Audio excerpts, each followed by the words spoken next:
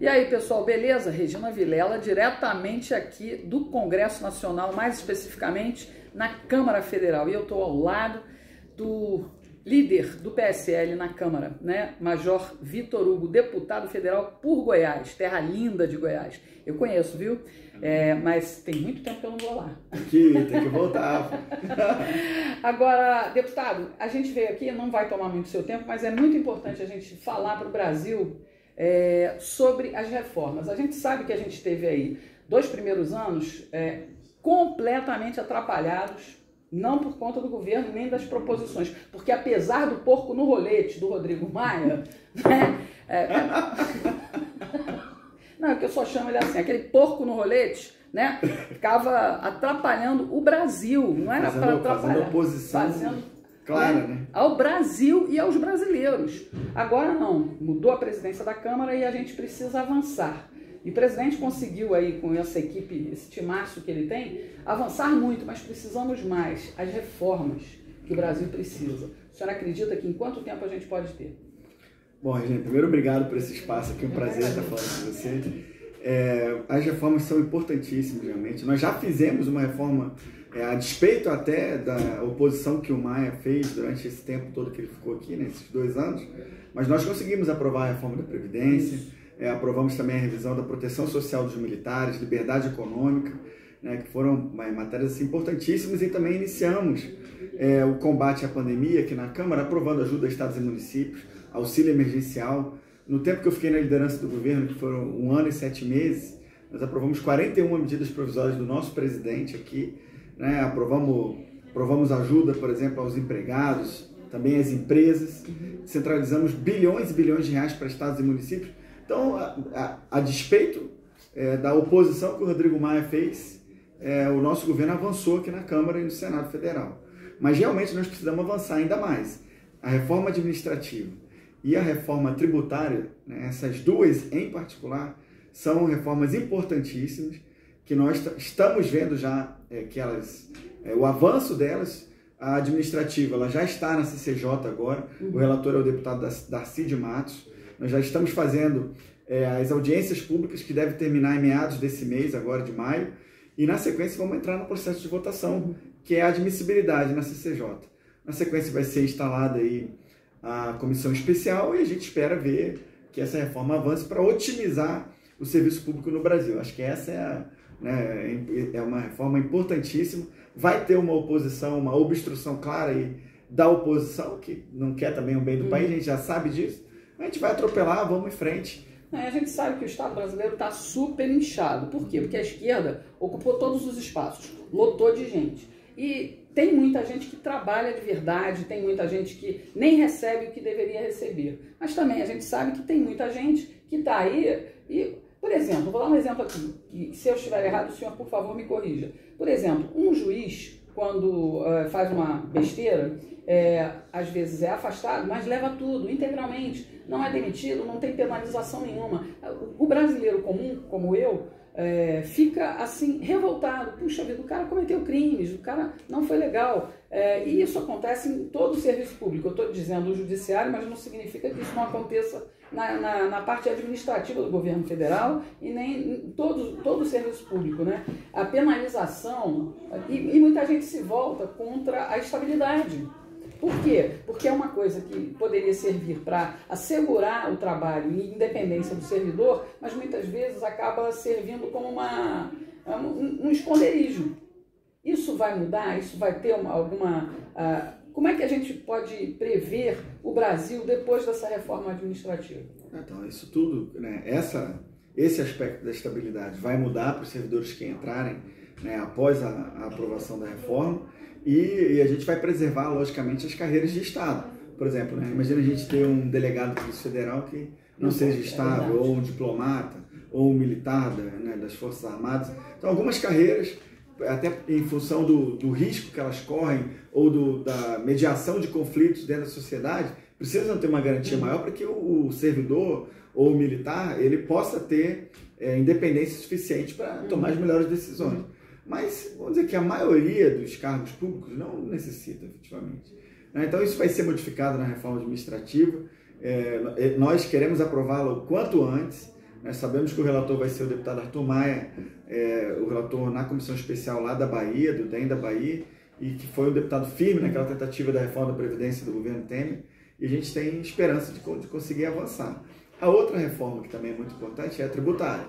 Nós tivemos aí essa semana algumas decisões já sendo tomadas pelo presidente Arthur Lira. Ontem tivemos uma reunião no Colégio de Líderes aqui da Câmara, em que foi decidido que nós vamos fatiar a reforma tributária de maneira a permitir que os temas mais complexos sejam tratados em partes, de maneira que a gente vá avançando. Se a gente for tratar o bojo do nosso sistema tributário, que é algo extremamente complexo, pesado, pode ser que a gente, draconiano, pode ser que a gente nunca chegue numa resposta. Então a nossa intenção, a intenção do Colégio de Líderes, né, que está dando apoio para o presidente Lira nesse sentido, é permitir que haja uma divisão coerente e lógica que nos permita avançar também, discutindo ponto a ponto, de forma que a gente não tenha um aumento da carga tributária. Acho que esse é um dos princípios mais basilares, né? A nossa intenção é simplificar para permitir que a economia cresça e, sem aumentar a carga tributária geral, a gente faça uma reorganização. É lógico que um setor ou outro, né, pode ser, alguns certamente vai ter a carga tributária diminuída, outros talvez aumente um pouco, de maneira que a gente consiga equilibrar e fazer a economia do Brasil avançar. E tudo também acaba caindo nas costas do presidente Bolsonaro. Que a gente estava conversando com ele hoje no café da manhã. Desculpa, eu tomei café da manhã com o presidente. Eu estava lá também, eu quero tirar essa Ele também. Foi lá que eu conheci, pedi a entrevista, ele muito gentilmente me cedeu esse espaço. Eu estou muito agradecida. E aí cai tudo nas costas do presidente. Ele, por exemplo, tirou o imposto do gás de cozinha, né, do botijão, e a gente vê, eu sou carioca, mas moro há 20 anos no Ceará. E lá, nenhuma benesse que o presidente tenha dado com redução de impostos alcançou o trabalhador, o cidadão comum. A pessoa não sabe. Continua R$90 um botijão. Aí as pessoas dizem assim, pô, o presidente diz que baixou por que não baixou?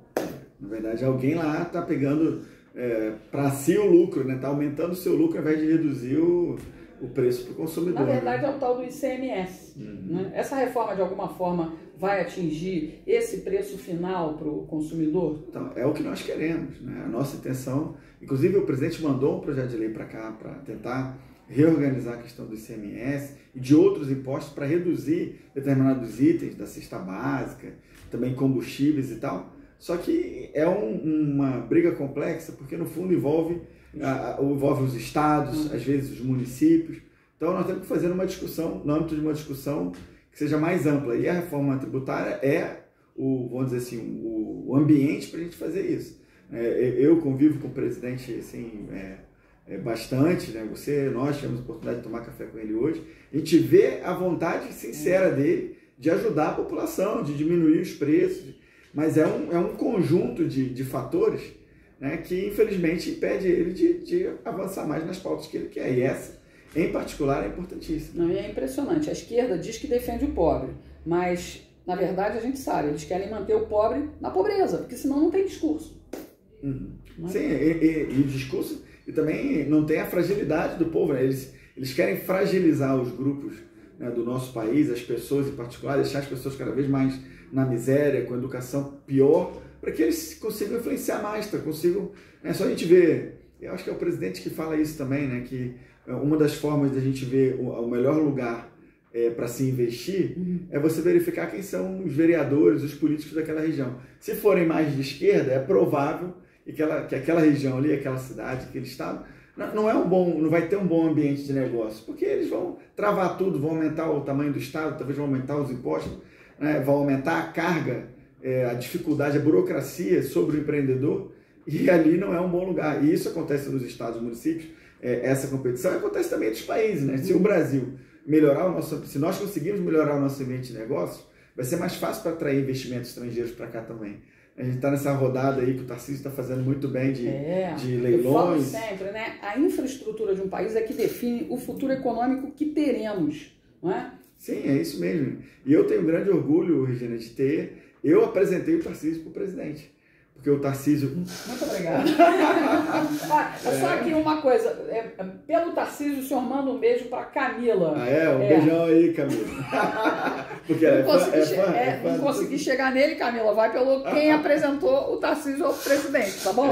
Depois a gente vê o resto. O Tarcísio é meu amigo, a gente se conhece há muito tempo, ele foi meu veterano na Academia Militar das Agulhas Negras, e depois nós viemos junto, depois de muito tempo, nós nos reencontramos aqui na Câmara dos Deputados como servidores concursados.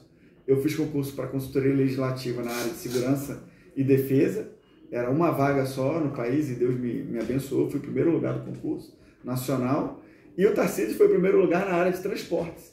Então nós chegamos juntos aqui, só que o presidente, à época deputado, não militava na área de transportes, não o conheceu. E eu estava na área de segurança e defesa, a gente ficou próximo muito rapidamente. Quando nós dois, o presidente foi eleito presidente, e eu eleito deputado, eu, sabendo do potencial do Tarcísio, e vendo o presidente montar a sua equipe, apresentei e deu certo, não só a nomeação, como a atuação do Tarcísio como um todo. O Brasil. O senhor comentou uma coisa que eu sempre comento, porque acompanho política desde muito cedo. O senhor e o Tarcísio e vários outros militares de grande formação, de uma formação de excelência nas Forças Armadas, acabaram saindo das Forças Armadas para concursos públicos porque foram ganhar mais, porque precisavam de subsistência, né? Agora não, as Forças Armadas estão retomando um caminho de... A gente conseguiu aprovar no ano, em 2019, na verdade, essa reformulação da proteção social dos militares, mas que também veio em paralelo uma valorização da carreira pela meritocracia, não foi um aumento. Isso. Mas a meritocracia, aqueles que se dedicarem mais à carreira e tal, vão conseguir também ter gratificações maiores, isso é importante também. Mas eu posso dizer assim que no meu caso, eu saí por uma questão bem familiar. A minha esposa, ela é juíza em Goiás e eu tinha uma dificuldade. Eu fui das Forças Especiais do Exército. Eu fiquei 21 anos no Exército, desse tempo, 10 anos nas Forças Especiais, viajando pelo mundo. Aí fui para Costa do Marfim, peguei malária 5 vezes lá, tomei cloroquina. Tomei cloroquina já, então posso garantir que ninguém vai morrer. Não morreu. E aí, bom, eu tomei a decisão de sair para poder me dedicar mais à família.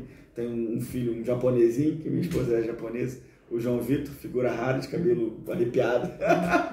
E, bom, só de ter cabelo já é uma boa vontade. Quanto mais for arrepiado.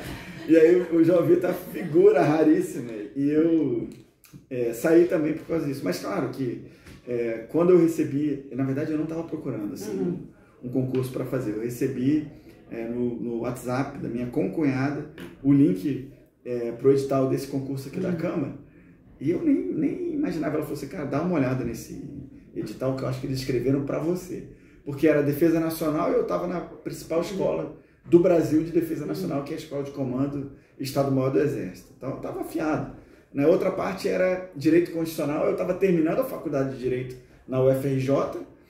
Não se contaminou? Eu não me contaminei, mantive o meu alinhamento. Estava terminando a faculdade de Direito lá e estava fazendo a prova da OAB em Direito Constitucional. Então, assim, que era o outro, um terço também da prova. E o outro terço que era Segurança Pública, embora não fosse exatamente a minha área, mas estava conexo. Então eu estudei e, como eu falei, Deus me abençoe e eu passei. E vim para cá, para a Câmara, como concursado. Não imaginava naquele momento entrar para a política, mas a proximidade com o presidente, vendo o presidente, à época deputado federal, já com quase 30 anos de carreira pública, e sem nenhuma mácula, fazendo seu mandato de maneira independente e corajosa, aquilo me inspirou e eu acabei me candidatando a deputado federal e sendo eleito no primeiro, na primeira tentativa, que é uma, assim, a maioria dos deputados aqui foram vereadores, deputados estaduais, né? Já sente muita diferença da época do Exército para essa vida de política? Não, muito diferente, é muito diferente. Mas eu nunca gostei muito, assim, da monotonia. Só que eu acho que está demais agora. Olha, deu uma avançada boa. O que eu estou gostando é que eu estava falando com você antes ali. Com você, né? Agora, por favor. Agora eu sou amiga, cara. E eu estava falando exatamente isso, né? Quando a gente vê na mídia e tal, ele está sempre muito sério e aqui ele está muito à vontade. Eu estou muito feliz de poder estar aqui e estar vendo esse lado, porque é bom que as pessoas saibam que existem deputados aqui que são bem-humorados porque são felizes e porque trabalham pelo Brasil. Agora a gente sabe que os mal-humorados, os enfesados, procure o significado dessa palavra no dicionário, tá ok, pessoal? E aí, esses aí trabalham contra nós. Não esqueçam disso nas próximas eleições. Por falar em próximas eleições, viu como eu linko as coisas? Tô vendo. A gente precisa do voto impresso. 100% auditável. Como é que tá essa luta aí? Ontem, aqui na Câmara dos Deputados, o presidente Arthur Lira fez a leitura do ato de criação da comissão, uma proposta de emenda à Constituição que quem encabeçou, a primeira subscritora é a Bia Kicis, e ela tem feito uma defesa enfática. A gente viu os movimentos que nós tivemos aí de rua agora no dia 1º, onde uma das grandes pautas que foi defendida, além do apoio ao presidente Bolsonaro, foi o voto impresso auditável, que recupera uma pauta anterior do nosso presidente. E, em alguma medida, também o que está por trás disso é o enfrentamento a esse avanço do Supremo Tribunal Federal sobre as competências do Legislativo, porque o voto impresso auditável já foi aprovado pela Câmara e pelo Senado Federal, pelo menos em 2 oportunidades, em leis ordinárias. E o Supremo Tribunal Federal considerou inconstitucional porque pelo risco de quebrar o sigilo do voto, que é um argumento, com todo respeito, muito ruim, não se sustenta de forma alguma. Então nós queremos o voto auditável, estamos numa briga, já indiquei, inclusive, como líder do PSL, que é o maior partido da Câmara, nós somos 53, nós somos mais de 10% da Câmara, e aqui o princípio da proporcionalidade ele vale para tudo aqui, é um princípio claro, para respeitar as forças políticas. Então nós temos 10% da comissão, 10% da comissão é nossa. São 33, 34 deputados, nós temos 3 vagas de titulares, 3 suplentes. Não fala assim, 10% da comissão é nossa? Não. 10% dos integrantes da comissão. Se tem 10, eles ficam com 1, ok, pessoal? Isso significa 10%. A porcentagem das vagas, ok? Exatamente. Que aqui, desse pessoal aqui, não tem não. Tem esse negócio não. Tem esse negócio não. Foi uma brincadeira. Não, mas... claro, eu entendi, tá certíssimo. Não pode perder a oportunidade. Não posso não. E eu indiquei um time bom aí. Indiquei o Eduardo Bolsonaro, a Bia Kicis e o Felipe Barros para serem os titulares. E aí eu, a Carla Zambelli e a Carol de Tone para sermos os suplentes. E pode ser que ao longo da caminhada eu faça algumas modificações para permitir que outros deputados participem do debate. E, lógico, na hora da votação, acho que do PSL todos são favoráveis, o voto impresso, a impressão que eu tenho. O deputado que for contra está jogando contra ele mesmo. Contra ele mesmo, né? Porque isso aqui, pessoal, a gente já falou ontem com a deputada Bia Kicis, a presidente da CCJ, não é uma pauta para garantir a eleição do presidente Bolsonaro em 2022. Vai garantir, claro, porque se a gente tiver clareza, a gente vai saber exatamente onde queremos ir, não é? Ou retornar a um passado sujo, ou seguir adiante para um futuro limpo. Nossa, hoje eu estou profética. Eu também, tá inspirado aqui. Estou inspirado. E a gente tem que entender, até um deputado de esquerda deve ter as suas dúvidas, porque deve acreditar que a base deu mais votos a ele do que efetivamente ele possa ter tido. Então é uma garantia para todo mundo. Esquerda e direita, e até o centro, tem interesse em ter uma eleição limpa, às claras, transparente. A gente consegue aprovar isso antes do prazo? Não, toda a nossa briga, todo o nosso esforço é para isso. E eu sei que já houve um pedido do próprio presidente Bolsonaro para o Arthur Lira. Nós estamos conversando com o Arthur diariamente sobre isso, tanto que ele fez essa manifestação, ele criou a comissão ontem diante dessa pressão também que está sendo feita. E os trabalhos devem ser conduzidos muito rapidamente na comissão especial. O relator é nosso, que é o Felipe Barros.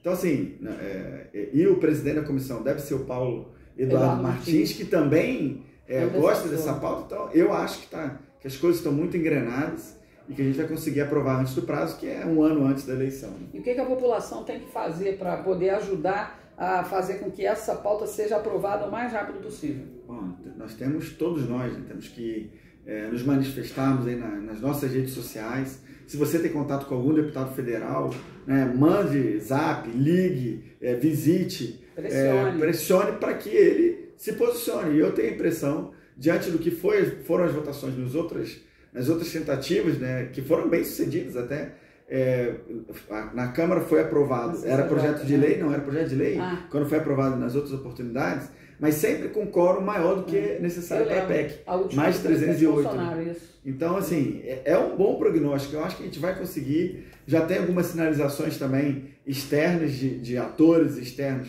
que se imaginavam até que pudessem ter algum tipo de prevenção quanto ao voto impresso e começam a Imbecil Gomes, por exemplo, deve querer, né? Imbecil Gomes deve querer voto impresso. Eu gosto desses apelidos.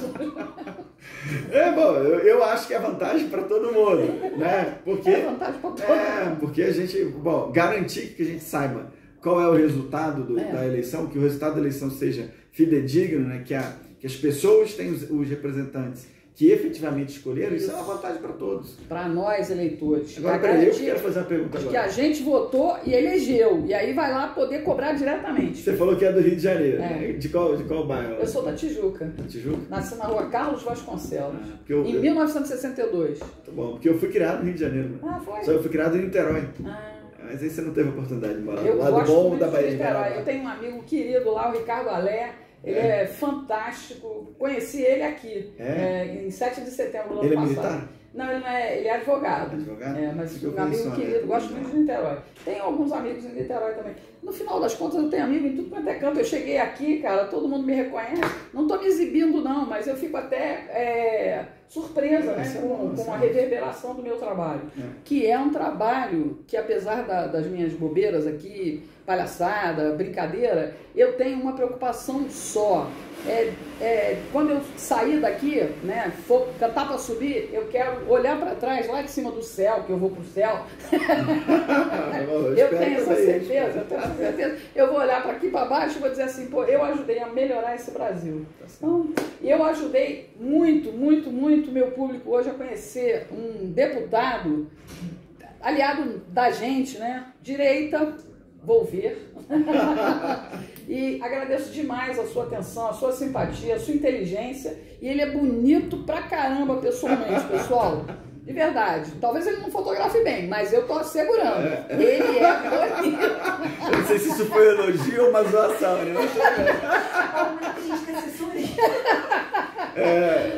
Muito obrigada. Sucesso aí no seu trabalho. Pode contar comigo, tá bom?